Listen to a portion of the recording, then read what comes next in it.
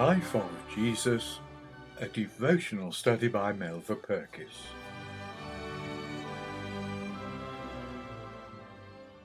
Book 4, Chapter 11, The Law of Love. Having delineated the salient features of the true disciple, Jesus used three striking metaphors to show the 12 the great responsibility that they had incurred in following him. Ye are the salt of the earth. Ye are the light of the world. A city that is set upon a hill cannot be hid. Salt gives savour to food, and, far more important, it saves it from corruption. Such is the vocation of the disciple, but only of the disciple whose character has been set forth in the Beatitudes.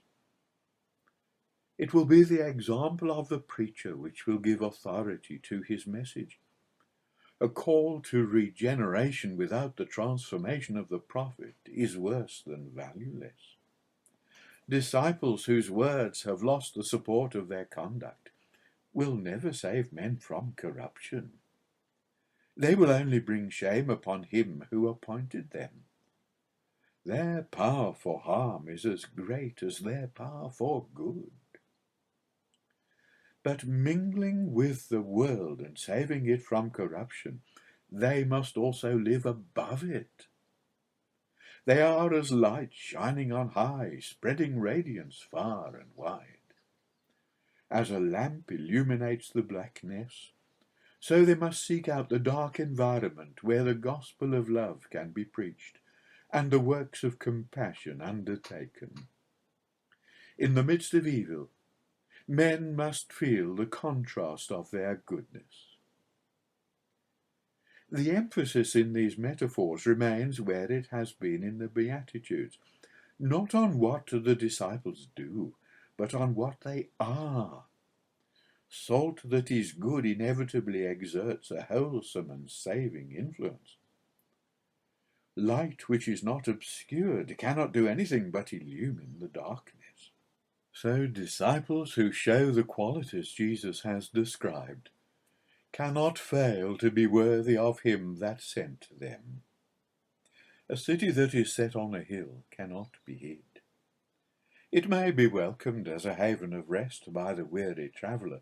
It may be avoided as a den of vice, but it cannot be hid. A man who claims discipleship cannot be ignored. His profession has elevated him, and he stands exposed to the public gaze for good or ill. In all ages, men will assess Christ not so much by his precepts as by the lives of men and women they see and know, who profess to be his disciples. This is as it should be. Jesus told the 12 that this many-sided character, which would develop under his care, was not to be a cloistered virtue. They were men with a work to do. That work was the salvation of men and the glory of God. It would only be accomplished when they let their light shine, that men, seeing their good works, would glorify their Father. With these metaphors, the course of the great discourse turned into the practical issue of how the disciples could translate the qualities Jesus demanded of them into terms of everyday living. The moral and spiritual standard of life was set out in the law. The 12, and perhaps even more particularly the multitudes who surrounded him, thought, not without some excuse, that Jesus spoke with an authority which set aside the law. His attitude to the observance of the Sabbath and the rituals of fasting and purifying gave them some ground for doubt. But Jesus now reassured them in the clearest terms. Think not that I am come to destroy the law and the prophets. I am not come to destroy, but to fulfill. He went on to establish for all time the necessity for obedience, even to the smallest detail, of the Lord of God. Failure to realize this will be reflected not in the expulsion of the disciple from the kingdom, but in his position there.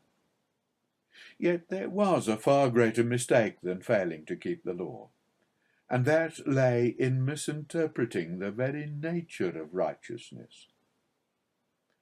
The scribes and Pharisees were guilty of that, even whilst they meticulously obeyed its injunctions. This would exclude them from the kingdom. The righteousness of the scribes and Pharisees was the exact opposite of the character that emerged from the Beatitudes. It was a righteousness which concerned solely with outward observance, completely disregarding the condition of the heart. The goodness Jesus portrayed was the response to the love of God, which transformed heart and mind. From this condition, good works flowed as an inevitable result. With specific illustrations, Jesus then showed his hearers the manner in which he came to fulfill the law. It was not in the sense that the Pharisees kept it by formal observance for their own glorification, but by discerning the spirit of the commandment and tracing it back from the circumference to the centre. The law said, "Thou shalt not kill." But murder is the last stage of a long process which begins with anger, envy, and hatred in the heart. It was there that Jesus attacked it. "But I say unto you that whosoever is angry with his brother without a cause shall be in danger of the judgment." It is easier to attack and defeat the germ of murder in the heart than to allow it to mature there until it bursts out into violent words and at last festers into ugly intentions. Thus Jesus attacked the source, while the law only protected men from the final outrage. The law condemned adultery, but adultery begins with a lascivious look.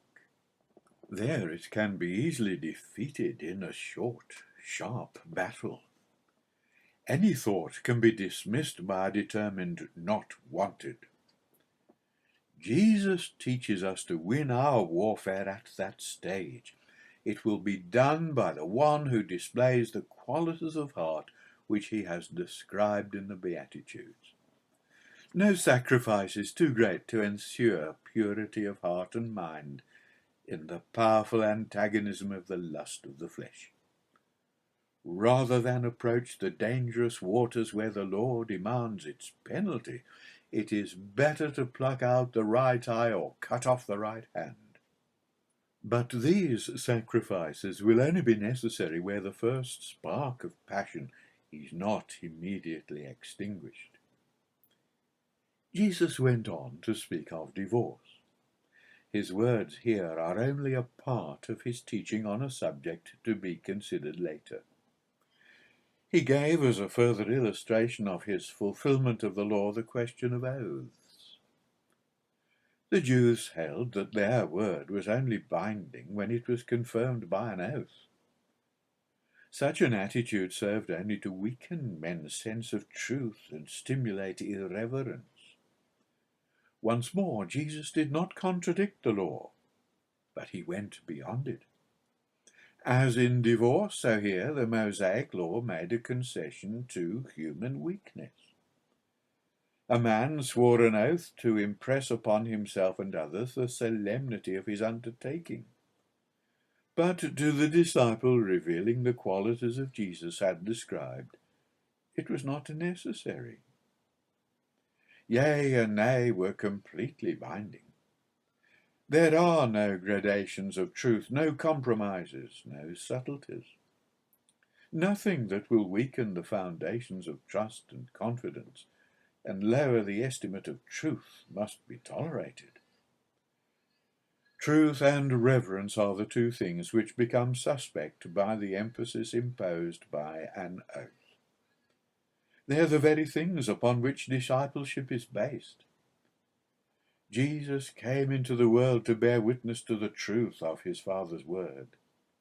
His disciples' calling is based upon that truth and the fear of God, which is the beginning of true wisdom. Finally, Jesus comes to the most powerful, the most practical, and the most difficult and exacting illustration of the deeper fulfillment of the Mosaic law. It concerned disciples' attitude to those who wronged them. No better illustration of the contrast between the law of Christ and the law of world can be found than in this teaching of Jesus, that the responsibility for reconciliation rests upon the one who is wronged, rather than upon the offender. There would be occasions when they would be confronted by men who physically assaulted them, who sought to deprive them of their goods, who abused their authority by making unjust compulsions. The law said that retribution should be exacted based upon the nature of the offence. Such a system of justice has found its place in greater or less degree in every civilized country. It has undoubtedly made a substantial contribution to moral and social standards wherever it has been enforced. But this was not enough for the discipline of Jesus. His Father was not moved by considerations of justice when he sent his Son into the world. God so loved the world that he gave his only begotten Son. The sacrifice that the Son was to make in a few short months bore no relation to justice. As his hour approached, he was to confide to these men, "Greater love hath no man than this, that a man lay down his life for his friends." The supreme gesture of the Father and the Son was revealed in the love that they manifested. Thus, as an inevitable condition, the true vocation of the disciple of Jesus was to be revealed in the love which they manifested in their relations with men. Every day would bring them opportunities of doing this. They would be exposed to the malice of men. Because of their allegiance, they would be persecuted for righteousness' sake. They were to prove their discipleship not by refraining from retaliation, not by demanding retribution, however just, but by showing the same spirit as their heavenly Father and his beloved Son. This did not mean that if a man struck them on the cheek, they were meekly to resign themselves to their fate. Indeed, they were to accept the challenge and fight back.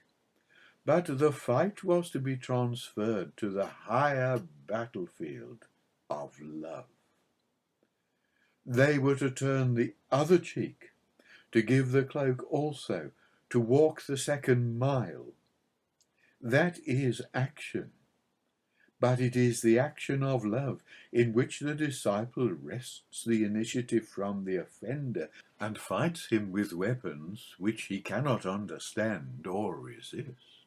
Jesus had already shown the 12, and he was to show them most clearly of all in his death, that it is only in this way that right triumphs over evil.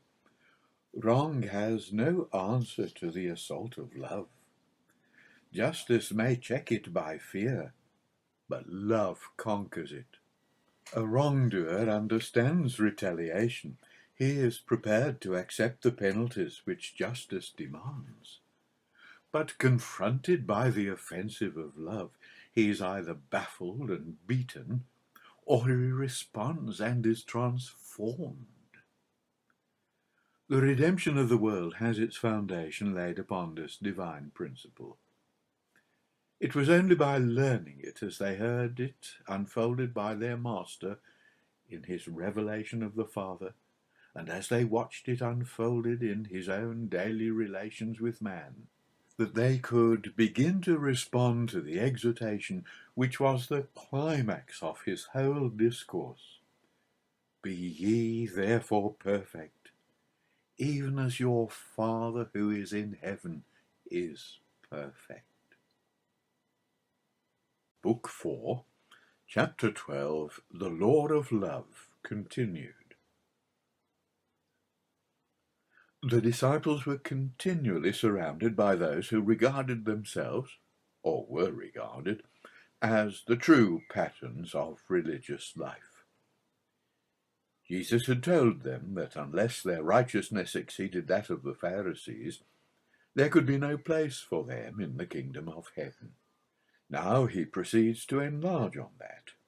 He contrasts true and false worship in its three phases, in relation to man, God, and self.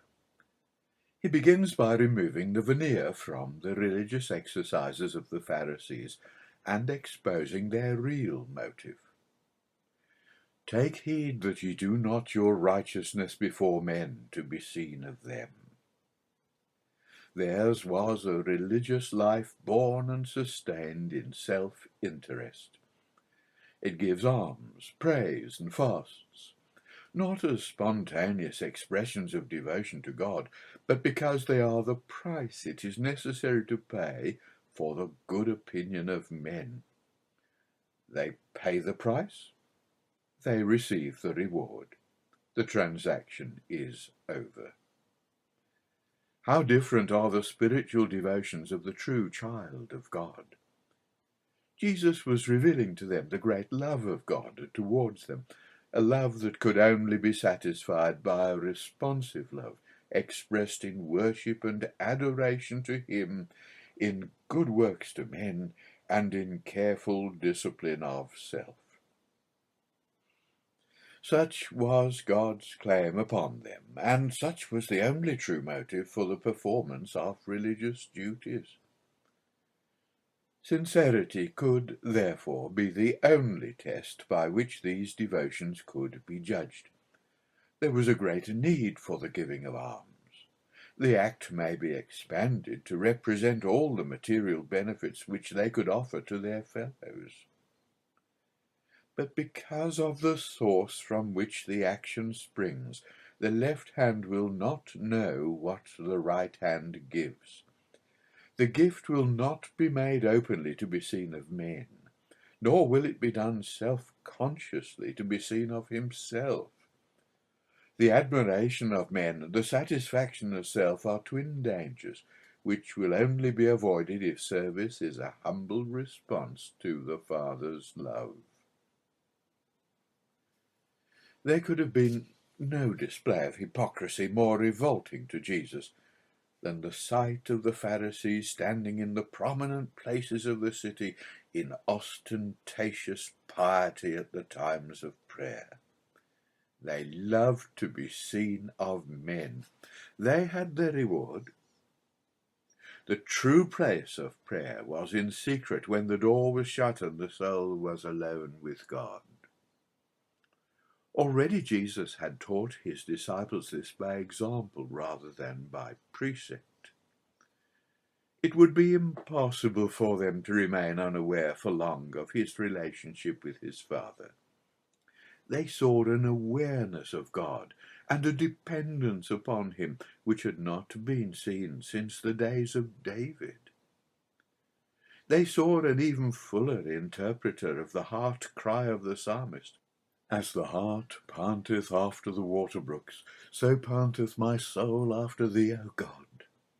My soul thirsteth for God, for the living God. They had seen Jesus return to them from his sleepless night on the distant hills, his step firm, his face aglow, a new glad light in his eyes, eager to face the arduous tasks of another day. No precept could impress them more than an example like that. But he told them that such lonely communion was to be the nature of their prayer.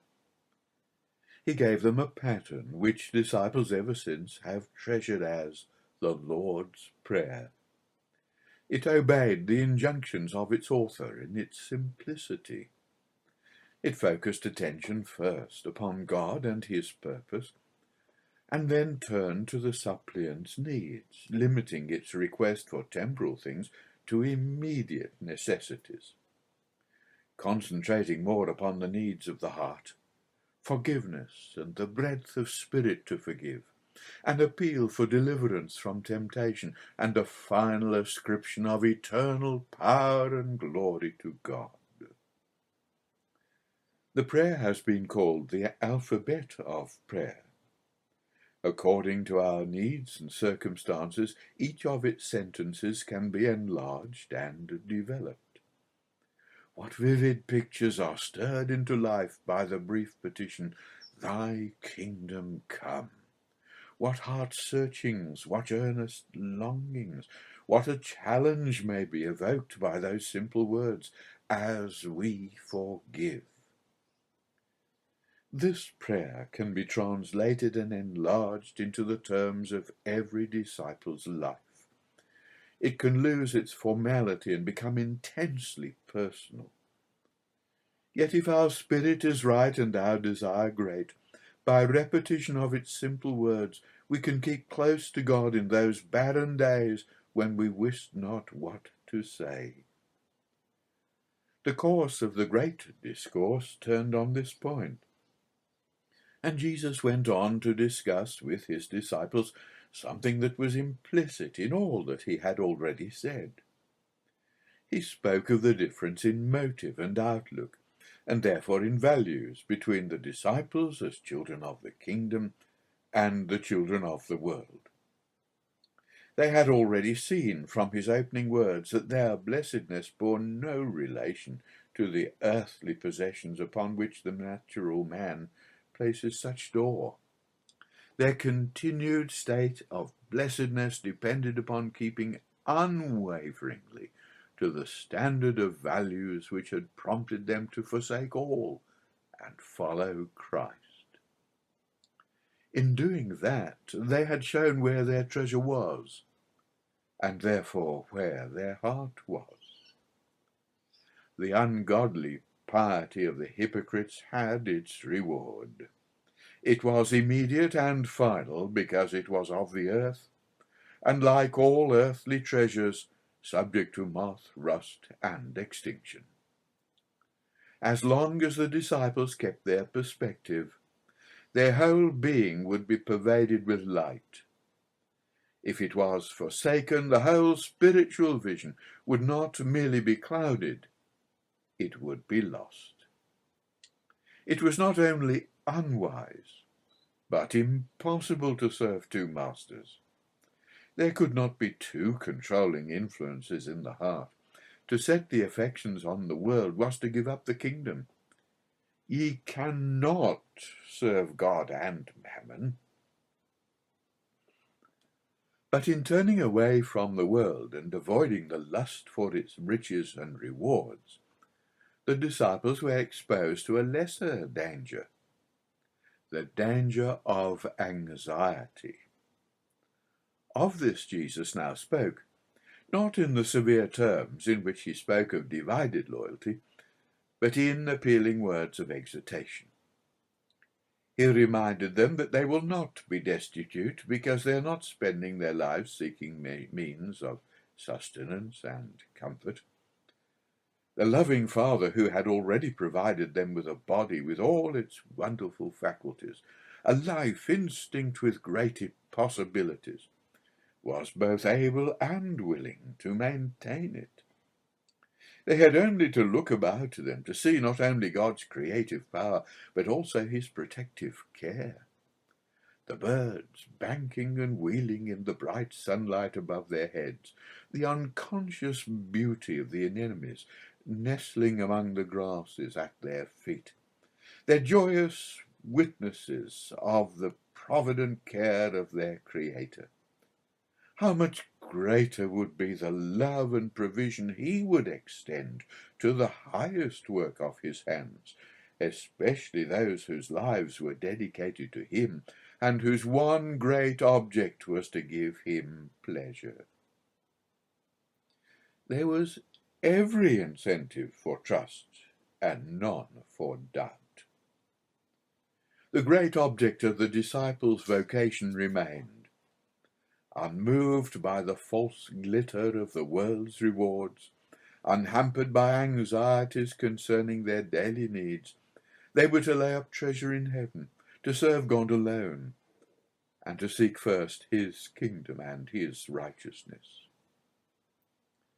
Sufficient unto the day is the evil thereof. But there is evil in every day, which no disciple can avoid, and each must fight. How is he to fight it? In language of great severity, Jesus told his disciples that it is a battle that begins with themselves. It is tragically easy for us to see the evils around us. We find little difficulty in discovering the faults of others. Jesus warns the disciples that the faculties that are so acute in perceiving another's weakness must first be used unsparingly upon themselves. There can be no more powerful discouragement to the tendency to pass judgment than the realization that, with what judgment ye judge, ye shall be judged, and with what measure ye mete, it shall be measured to you again.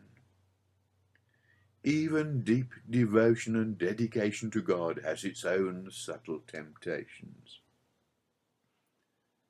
Jesus warned his disciples against censoriousness by drawing the vivid picture of a man all but blinded by an obstruction in his eye, absorbed in the task of removing the veriest splinter from his brother's eye. It was an illustration which would probably provoke a smile, but one which they would never forget.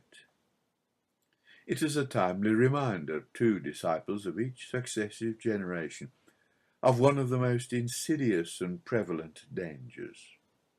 It is also an exhortation to reserve their condemnation for themselves and their love for their brethren. But whilst Jesus gave his disciples this graphic warning against seeking out and judging evil in others, he also showed them the error of going to the opposite extreme and ignoring the existence of evil altogether. Give not that which is holy unto the dogs, neither cast ye your pearls before swine, lest they trample them under their feet and turn again and rend you. The disciple has to pursue the true course which lies between the evil of judging and the evil of squandering his blessings. It is possible to expose the holy things of God to desecration.